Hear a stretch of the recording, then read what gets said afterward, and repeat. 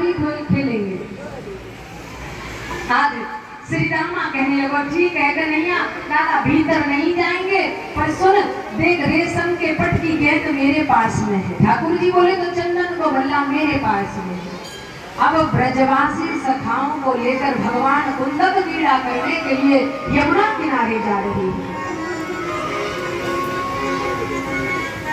लेकिन भगवान ने एक बात सोची, आज दाऊ भैया को नहीं ले जाऊंगा, क्योंकि यमुना में जाकर के मुझे कालिया नाग को निकालना है, उसके साथ मेरा युद्ध होगा और दाऊ भैया है शेषनाग, और अगर इनको ले गया तो ये बिरादरी का पक्ष जरूर करेंगे।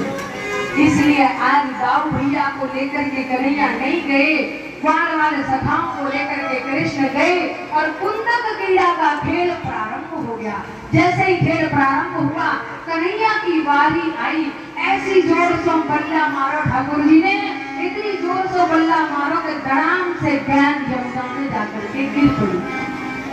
और ब्रजवासी सखाओं के हृदय में ऐसी भावना भर दी कि वो उसी गेंद को मांगने का आग्रह कर। एक ब्रजवासी सखा बोलो क्यों नहीं लाला, ये कहा कर दियो भैया देने। एक बोलो यानी तो यमुना जी में गेंद फेंक गई। एक बोलो देख कन्हैया, हम मानते हैं कि तू बड़े घर को है लाला, लेकिन खेलर में कोई छोटा बड़ो नहीं हो। एक बोला हाँ, अरे जाके घर में 10 गैया ज्यादा है, हमारे घर में 10 गैया कम है, खेलर में कोई छोटा बड़ो नहीं हो। श्री रामा बोला भैया कन्हैया ये कहा करो तेने मेरी गेंद को यमुना में काहे को फेंकी। ठाकुर जी बोले भैया या गेंद के बदले दूसरी गेंद ले लीजिए। श्री रामा बोला अच्छा, अपनी गेंद होती तो नहीं जाती। ठाकुर जी बोले भैया जोर से बल्ला लग गयो तो गेंद यमुना में चली गई। ठाकुर जी बोले अच्छा, अपनी गेंद होती तो नहीं जाती, पराई गेंद थी इसलिए यमुना में चली गई। ठाकुर जी बोले लाला दूसरी गेंद ले लीजिए। ब्रजवासी सखाओं के हृदय में ऐसी भावना भर दी ठाकुर जी ने कि वो उसी गेंद को मांगने का आग्रह किया। अब तो ब्रजवासी सखा बोले कि लाला सब एक हो गए तो को गेंद श्री दामा की गेंद देनी ही पड़ेगी, ऐसा नहीं करना चाहिए, तेरे बाकी गेंद फेंक के मारी करेंगे तुमको देनी पड़ी। ठाकुर जी बोले देख लेना, अगर तुम उस गेंद को मांगोगे तो मैं उसी गेंद को लेकर के आ जाऊंगा। ब्रजवासी बोले हम जाने तू बड़ा डरपोक है, तू नहीं जा सके। ठाकुर जी बोले श्री रामा भैया देख लेना, मैं वही गेंद को लेकर के आऊंगा। ठाकुर जी जानते हैं कि ये मुझे ऐसे जाने नहीं देंगे, मुझसे बड़ा प्रेम करते हैं। कदम था काली दह के ऊपर, छलांग लगाई और डर से कृष्ण कदम के ऊपर चढ़ गए। अरे श्री रामा भैया अब तो मैं तेरी वाही गेंद को लेके आऊंगा। ब्रजवासी सखा बोले हम जाने तू डरपोक है, तू नहीं ला सके। ठाकुर जी बोलो तो देख श्री रामा, अब ब्रजवासियों को लगा के कृष्ण यमुना में कूद जाएगा। सखाओं को लगा, अब तो सखा रोने लगे, अरे भैया कन्हैया नीचे आजा, हमको गेंद नहीं चाहिए। वहाँ यमुना जी में विषैलो नाग रहता है, बहुत प्रकार से रोने लगे।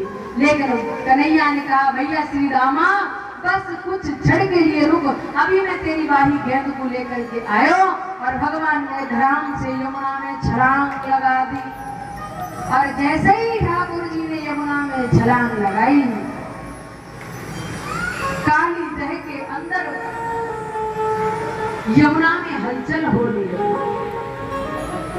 इधर मैया यशोदा महल में बैठी थी, कृष्ण यमुना में कूदा। मैया यशोदा के हृदय में एकदम धक से हुई। मैया ने लाला से पूछा, दाऊ जी से पूछा लाला कहाँ है। दाऊ जी बोले मैया लाला खेल भी गए। मैया घबराने लगी, अकेले लाला को काहे को जाने दिया। इधर जैसे ही भगवान यमुना जी में कूदे, यमुना के जल में हलचल हो गई। कालियानाग की नींद खुली। सैनिकों से कहा कि जाओ जाकर के देखो यमुना के जल में ये हलचल कैसे होने लगी।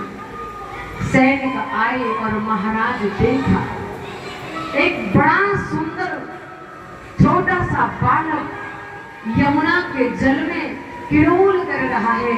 माथे पर छोटा सा मोर पंख है, घुंघराले जिसके बाल है। कमर में जिसके मुरली लगी है, पाँव में जिसके मैया ने छोटी छोटी पायल बांध रखी है, श्याम वर्ण का जिसका स्वरूप है, ऐसा बालक रूप देख करके एक बार को सैनिक आए और उस स्वरूप को देखते ही रहे, महाराज कोई बालक आया हुआ है। कालियानाग ने कहा ये हो नहीं सकता, बालक आया, दूसरी बात यह है कि ये अभी तक जीवित कैसे है, इसको तो मर जाना चाहिए था। कालियानाग ने कहा आज मैं ही देखता हूं। और जैसे ही कालियानाग स्वयं आया, कालियानाग स्वयं चल करके आया और कालियानाग ने देखा बड़ा सुंदर स्वरूप तो होने लगा, ये बालक तो प्रेम करने के योग्य है। लेकिन कालियानाग ने सोचा यदि मैंने इस बालक को छोड़ दिया तो दुनिया के हृदय से मेरे प्रति जो भय है वो निकल जाएगा। भगवान ने आज कालियानाग ने भगवान को देखा और बस कालियानाग ने 101 फन धारण कर लिया।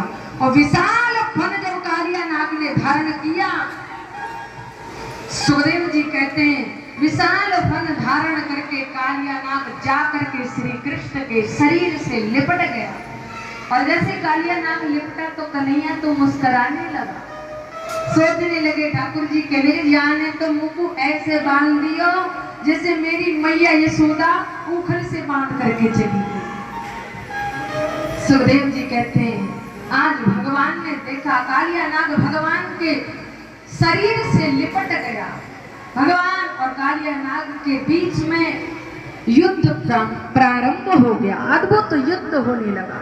जब युद्ध होने लगा, युद्ध करते करते भगवान जो फन कालियानाग का झुकता नहीं, भगवान उस फन को झुका देते। आज युद्ध करते करते भगवान उछलकर कालियानाग के फन पर सवार हो गए।